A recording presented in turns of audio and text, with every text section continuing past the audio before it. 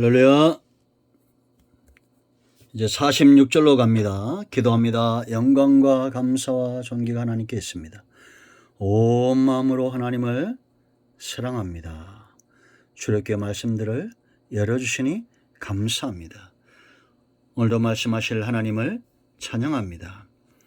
하나님 앞에서 우리가 할례받은 백성으로 철저하게 하나님을 의지하고 세상에서 하나님 나라를 사모하는 나그네처럼 그렇게 살기를 원합니다. 교회 안에, 복음 안에, 말씀 안에 잠시 머무는 나그네가 아니라 하나님 나라를 소망하는 선민으로, 하나님 나라 백성으로 살게 하옵소서. 종을 낮추시고 겸손하게 하시고 이 말씀의 깊은 것들을 깨달아 알기를 원합니다. 오늘도 말씀하실 하나님을 찬양합니다. 예수님의 이름으로 사모하며 축복하며 기도합니다. 아멘. 자, 여러분, 누가 이 6월절에 참여했습니까? 할례받은 자입니다. 지금도 구원의 감격과 하나님이 주시는 이 놀라운 언약 백성의 삶의 축복에 참여하는 자들은 할례받은 자들입니다. 예수님과 아빠의 십자가의 죽임을 당함으로 성령의 인침을 받은 자들, 하나님이 없는 백성이 아니라 성령 안에 있는 자들, 세상의 노예가 아니라 하나님 앞에 자녀로 사는 자들, 세상에서 하나를 소망하는 나그네처럼 살아가는 자들이다라는 겁니다. 이제 어떤 규례가 있었느냐, 이 할례의 규례에 대해 살펴보는데 이것은 오늘날 성도의 삶 가운데 신앙생활에 우리가 접목할 수가 있습니다. 자, 구원받은 이후의 삶이 굉장히 중요하죠. 우리가 이 구원받은 이 감격, 이것을 삶으로 잘 다듬어 나가는, 이 삶을 귀하게 여기는 지혜로운 자들이 되어야 됩니다. 여기 40절 말씀 보면 한 집에서 먹되 그 고기를 조금도 집 밖으로 내지 말라 그랬습니다. 한 집에서 먹으라, 집 밖으로 나가지 마라. 이 집 밖은 뭐겠어요? 세상을 상징하죠. 믿지 않는 세상의 문화들을 상징하겠죠. 우리가 구원받은 것, 이러한 것들을 세상 사람들과 함부로 세상적인 방법으로 교류하거나 교통하거나 그렇게 천대시하지 말라라는 겁니다. 여러분, 복음은 순수한 전통이 있어야 됩니다. 세상적인 어떤 문화에 섞이거나 그렇게 되면 안 되는 겁니다. 우리가 구원받은 것, 이런 것들을 함부로 그렇게 해서는 안 됩니다. 예를 들면 세상 사람들과 우리가 어울리면서 그렇게 좋지 못한 자리에 그렇게 있다고 생각해 보십시오. 나는 구원받은 자고 할례받은 자인데 세상과 벗하는 곳에 내가 있다고 생각해 보십시오. 어떻게 되겠습니까? 마귀가 기뻐하는 일 가운데 내가 있다고 생각해 보십시오. 예수님은 마귀를 멸하러 왔는데 내가 구원받은 자로서 무당을 찾아다닌다거나 점집에 다닌다거나 이런 마귀의 영역들이 있잖아요. 이런 데 다닌다고 생각해 보십시오. 세상 친구들과 벗하고 쉽게 주의를 성수하지 않고 어기고 내 육체의 소욕대로 성령의 소욕을 쫓아 살아야 될 사람들이 육체의 소욕을 쫓아 산다고 생각해 보십시오. 그것은 잘못된 것입니다. 지혜롭지 못한 것입니다. 여러분 안에 있는 빛의 역사, 성령의 역사가 더 강력하게 나타나기를 원합니다. 집 밖으로 함부로 굴리지 마세요. 우리는 구원받은 자입니다. 묵상하시고 감사하시고 무교병을 먹듯이 주의 말씀을 되새김질하는 그런 삶이 있어야 될 줄로 믿습니다. 구원의 감격을 구원받은 자로서 우리의 삶을 함부로 해서는 안 돼요. 그리고 뼈도 꺾지 말라 그랬습니다. 왜냐? 이것이 성물이기 때문에, 성물이 때문에 귀하게 여기라라는 겁니다. 우리가 여러분 이 구원의 감격과 구원받은 자의 삶과 신앙생활과 이 모든 것들은 굉장히 귀한 것이죠. 두 번째, 예수 그리스도를 예표합니다. 인간적인 방법으로 이 구속의 역사를 난도질하지 말라는 얘기죠. 뼈를 꺾지 말라고 그랬어요. 세 번째, 이것은 장차 교회 연합을 이야기합니다. 우리는 지체들입니다.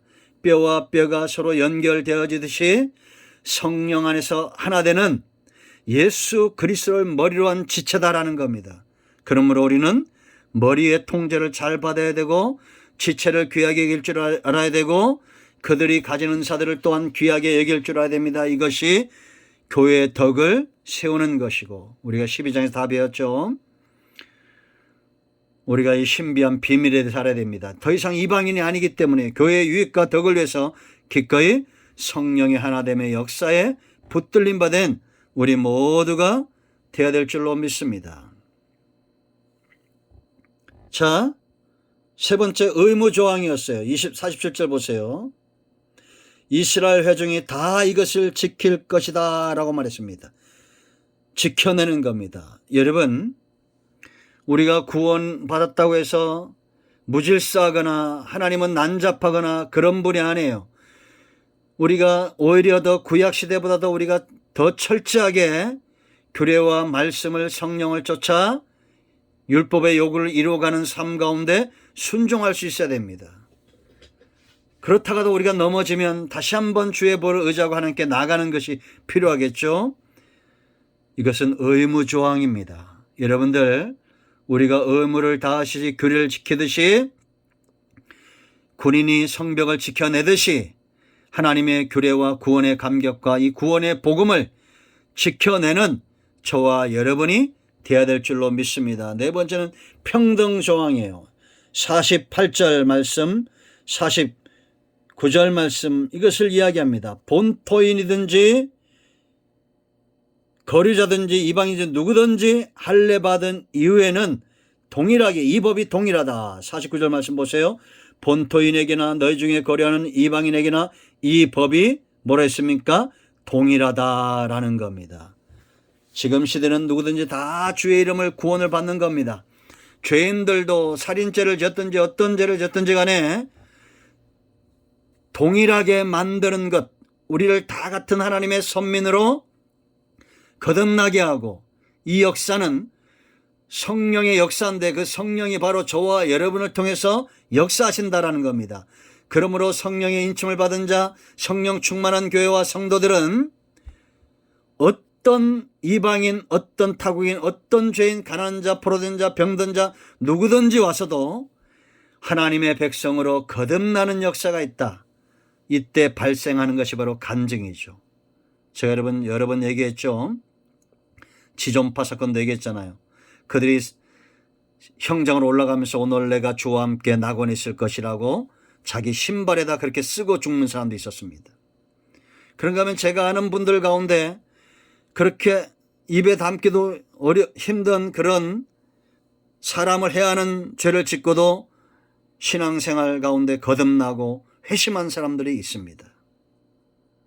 여러분, 성경에도 그런 자들이 있고, 바울 같은 자들, 담의 도당의 주님을 만남으로 이제는 사도가 되잖아요. 우리나라에 과거에 있었던 그런 많은 목사님들 가운데, 성도들 가운데 이런 회심의 간증들이 있습니다. 성도가 누릴 수 있는 가장 귀한 간증, 바로 회심의 간증입니다. 그리고 이제 우리는 성령 안에서 그들을 평등히 대하여야 한다라는 겁니다. 아멘. 온 이스라엘이 이 법을 지키겠다라는 겁니다. 그러므로 여러분, 이제 이 말씀을 정리합니다. 누가 참여할 수 있느냐? 우리에게 이런 신앙생활이 필요해요. 한 집에서 집 밖으로 내지 말라는 것은 영적인 교류가 있어야 된다는 것이 귀하게 여겨야 되고, 뼈도 꺾지 말고, 성물이기 때문에 예수 그리스도를 예표하기 때문에 교회 연합을 이야기하고, 이건 반드시 지켜야 될 의무였고, 성도의 삶이 규례에 매여야 된다는 겁니다. 말씀에 매이고, 성령은 우리를 그렇게 이끌어가지, 말씀을 어기도록 이끌어가지 않는다.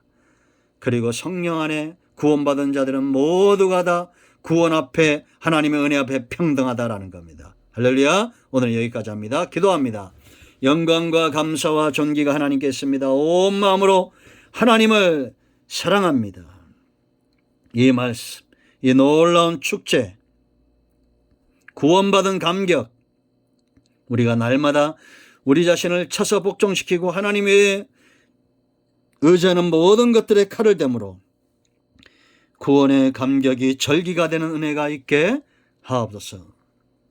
우리가 구원받은 자로 이 구원의 감격을 귀하게 여기고 세상적인 것들과 섞이지 않게 하시고 예수 그리스도의 구속의 역사를 귀하게 여길 줄 아는 교회의 연합을 힘쓰는 그런 백성들 되기를 원합니다. 누구든지 주의 이름을 부른 자들 가운데 하나님의 은혜는 공평하게 임하는 것을 인정하고 우리의 신앙생활이 지혜롭고 승리하기를 원합니다.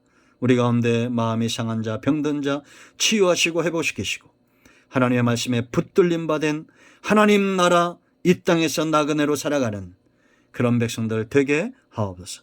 예수님의 이름으로 사모하며 축복하며 취하며 기도합니다. 아멘. 할렐루야. 응답되었습니다. 여러분 모두를 축복합니다. 아멘.